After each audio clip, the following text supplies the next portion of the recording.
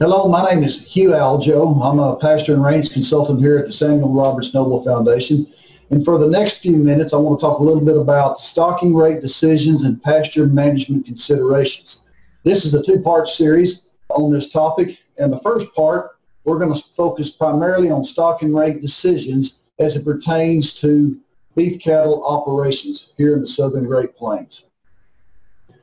Now, as a pasture and range consultant over the past 20 years, I've seen that the top pasture management issues kind of boil down to these three topics here. First, as you might expect with this being the topic, stocking rate. When we work with producers and they talk about having pastures that are weedy, pastures that aren't as productive as they would like to, times when they'd like to plant a new forage that might be more productive, all this kind of boils down into one category is that there's some issue relevant to the stocking rate. The number two issue is stocking rate. So in a very humorous way, the point I'm being is that if we look at the top three of these, stocking rate is the most important management decision that you as a producer have to make. And it's a little bit complicated because stocking rate is something that as a producer we tend to want to set and keep it constant, but we realize that within our variability from year to year, these things don't always end up with the results that we would like. To better understand this, we're going to talk about two different terms that are interchanged, but yet have very different meanings. Stocking rate is actually just the forage demand. It's the amount of animals that are out there and what we expect that the animals will take off the pastures as they graze through the season.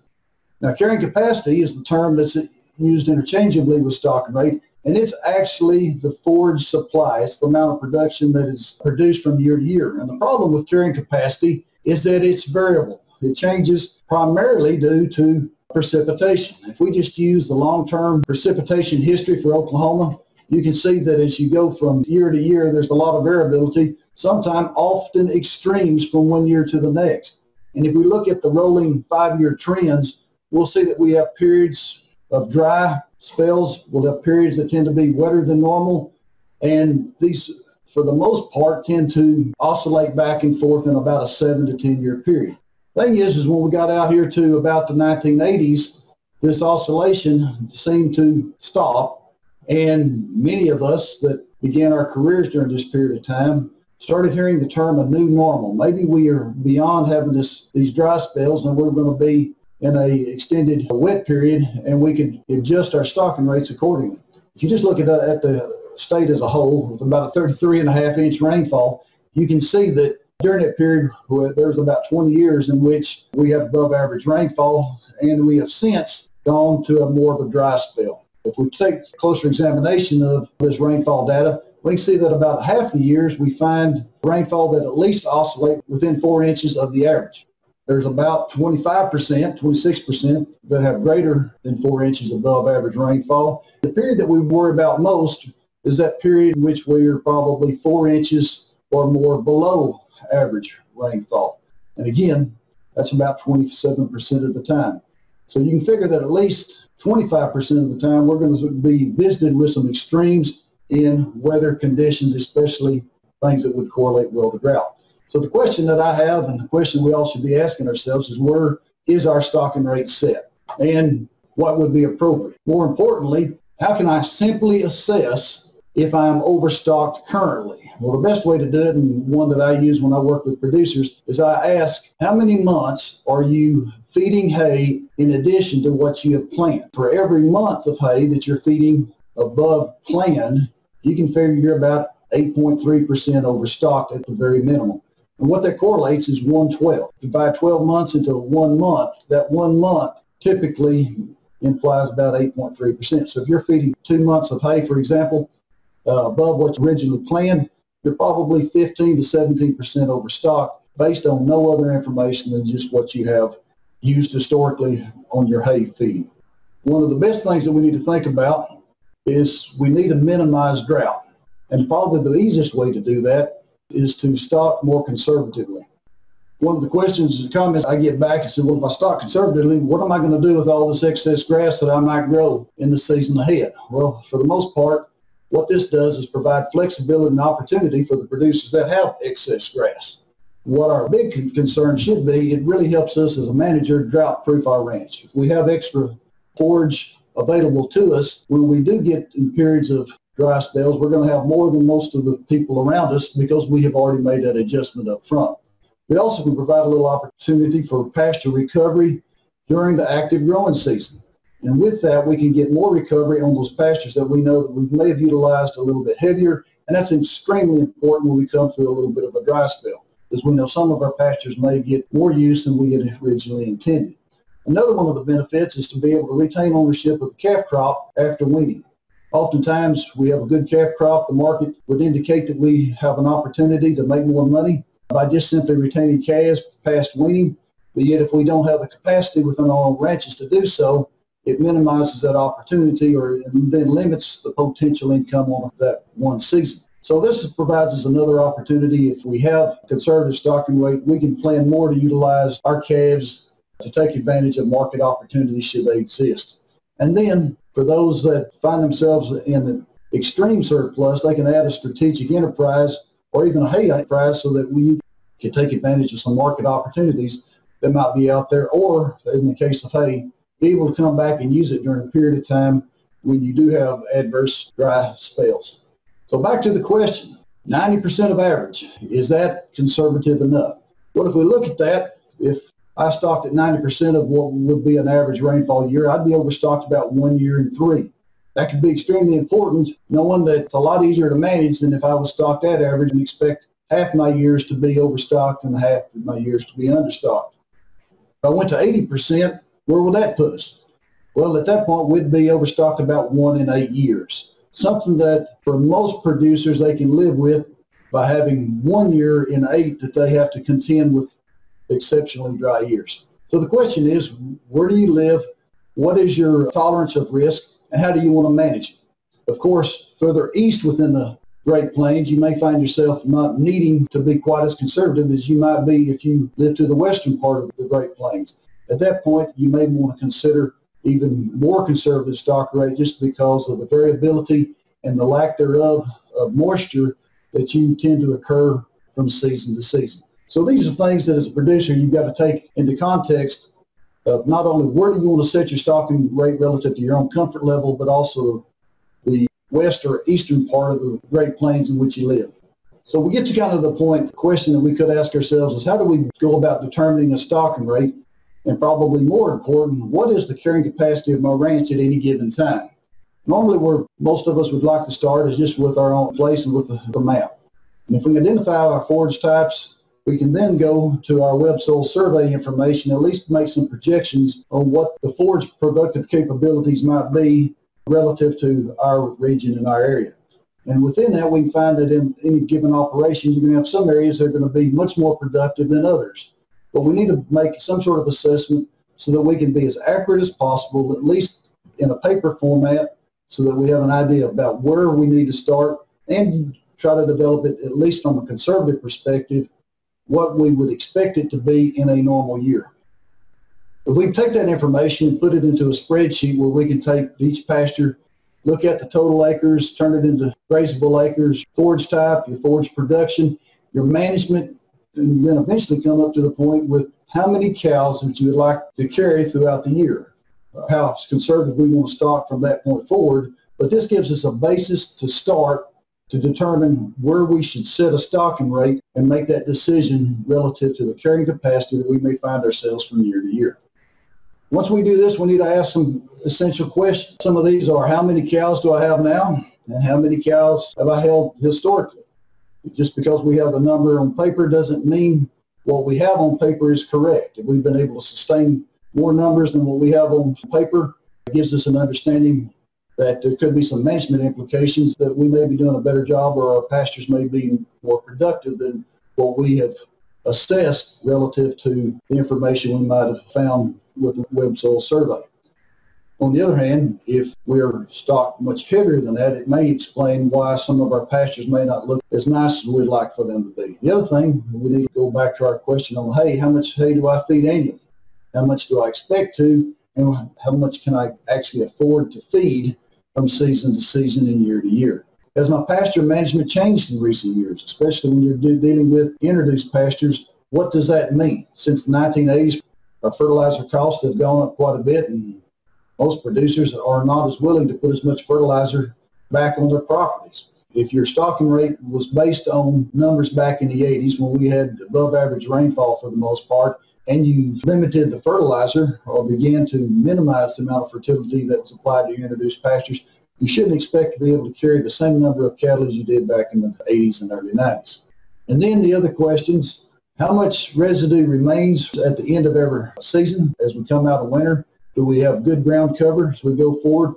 And then with introduced pastures, what is the nutrient levels of the soils? Because with introduced pastures, they're very dependent upon nutrients to be at their optimal production. One of the tools that we can use to determine where we are throughout the season is a tool I call a Forage Assessment, where we go in and we measure forage demand or project forage demand, and then we measure the amount of forage that's either been used and or that's being produced at any given time.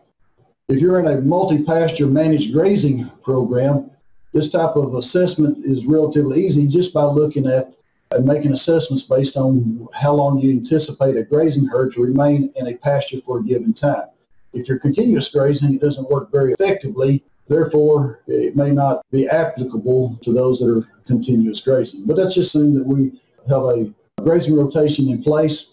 We're going to do a forage assessment. We can look at our livestock demand, and in that we're looking at what we project for the entire year based on the number of cattle that we have at this point. We also want to go in and look at our grazing demand to date, whereby we take the number of animals, assuming that an animal unit's going to eat about 26 pounds of dry matter per day, and convert that into the number of days, if they're larger, taking account of their weight, and as well as smaller, the period of time that they've actually grazed, and we can determine what the grazing demand is. Then we can go over and do the same thing with forage production. If we took one of those groups or multiple groups that we know that are going to be going into the pastures ahead of them, if no more grass was going to be produced at the point that you make the assessment, you can determine or project how many grazing days that herd would be within that pasture.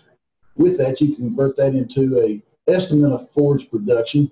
You can also do the same thing with the amount of hay that might be already put up or that you have on reserve. And then what we want to do is compare that to what we expect forage production to be within our operation based on these critical dates. We know that by about the first part of June in Southern Great Plains, we'll have about 30% of our production already produced within that year. By July 1st, we expect about 65%. September 1st, about 90%. And sometime around the 1st of November, we're going to have our frost and production will cease on most of our perennial grass pastures.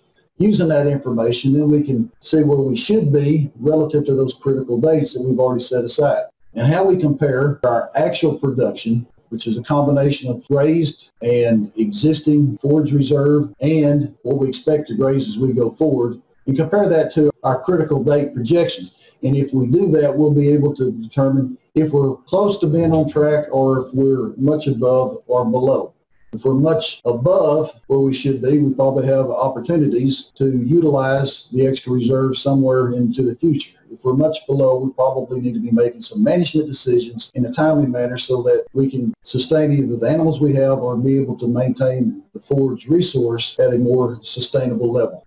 If we take that information and look at the most recent rainfall, such as we find on the mesonet stations, we can determine about where we are relative to the region around us. And that may help us decide if something such as destocking might be needed. If the whole region is somewhat dry, you may want to find an opportunity to move either cattle to another location or try to destock the animals that are probably not as fit for your operation due to the current situation. You compare that also to the U.S. Drought Monitor, looking at the conditions, and as we stated, typically, if you have cattle that you value and enough head to make it worth your time, oftentimes it's easier to move cattle out of your region into a region that has a more favorable weather pattern. It may not be the ideal situation, but those opportunities exist, and by using some of the tools that we have available to us, such as the Drought Monitor, we're able to do that more successfully and be able to mitigate some of the cost fluctuations and financial situations that you may find yourself as a producer. The other thing we can look at then is the long-term period. How long do we expect these trends to be with us? At least within the next 3 months, we're at any given time. Some of the nice tools that we do have with the Drought Monitor, it does give us a good indication of what soil moisture is currently, as well as what the projections are as we go forward. And these are critical tools that we can use within our management decision. Now, I'm reluctant to talk about rules of thumb, but invariably, as a pasture and range specialist, you do get those type of questions. If I don't really know how many cattle I can run on a place, and I'm not real sure if I'm stocked or overstocked, what are some good rules of thumb? Back in college, one of the ones that was given to me, and it seems to work, especially if you're in a continuous grazing situation, you figure that you can carry 1 cow per inch of annual rainfall per section. For example, if you have a 25-inch rainfall, you can run 25 cows per 640 acres. Now, what does that mean? Well, that's about 25.6 acres per cow, and if you were going to be somewhat conservative and figure that I'm going to stock at about 80% capacity, that'd be about 32 acres per cow. If you are in very productive lands, you may be able to carry more cows than this might project. But from a conservative perspective, as a rule of thumb, this is a good place to start if you know nothing else about your operation. Typically, this should be suited for about a fair condition native range, but there is opportunity to be doing much better than that if you've got the right resources or if you've been managing extremely well. Again, as a rule of thumb, it's a conservative value, but it does have merit. Now, if you look at it, Bermuda grass or fescue, how do you use this rule of thumb? Typically, you can do 3 to 4 times that which we estimated in our example with the native range. We can say 3 cows per inch of annual rainfall per section. So in this example, if you have 45 inches of rainfall, you multiply that by 3, you can carry 135 cows per 640 acres. That's about 4.7 acres per cow on an annual long basis. And we know that Bermuda grass in particular doesn't grow year-round, so that part of that has to be collected and put up as hay or to be carried over so you can be fed back during the winter. And then at 80% rate, that's about 6 acres per cow. If you have very good soils, you've been managing your Bermuda grass or your fescue well for a number of years, you can be a lot more aggressive than what this would indicate. But if your fertility and your management has been somewhat lax relative to current fertilizer prices, this may be a good value to use as a rule of thumb. Again, take it as a rule of thumb, not as a guideline or a principle in which you can follow. Just a basis to determine where you probably could be ballpark-wise as you are making projections as you go forward. So in summary, on this first part of our series on stocking rate decisions and pasture management considerations, the most important management decisions you have as a producer that you make for your operation is your stocking rate. Everything else revolves around that stocking rate. Stocking rate and carrying capacity are 2 different terms. They are different.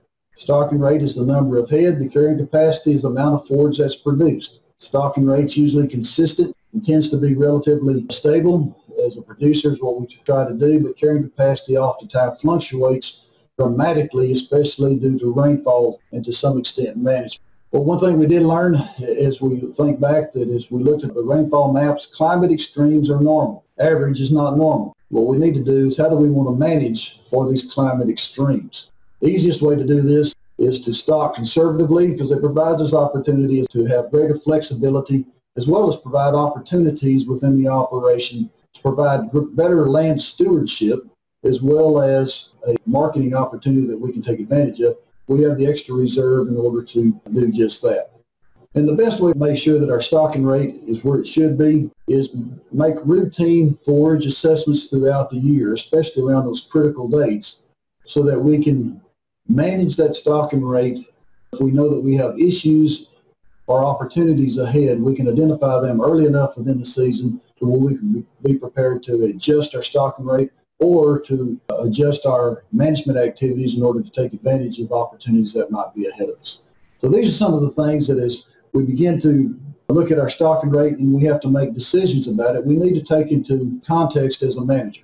With that, we will close, and next we will be talking about, in part 2, pasture management considerations that we need to look at once we have our stocking rate where we need to be. Thank you.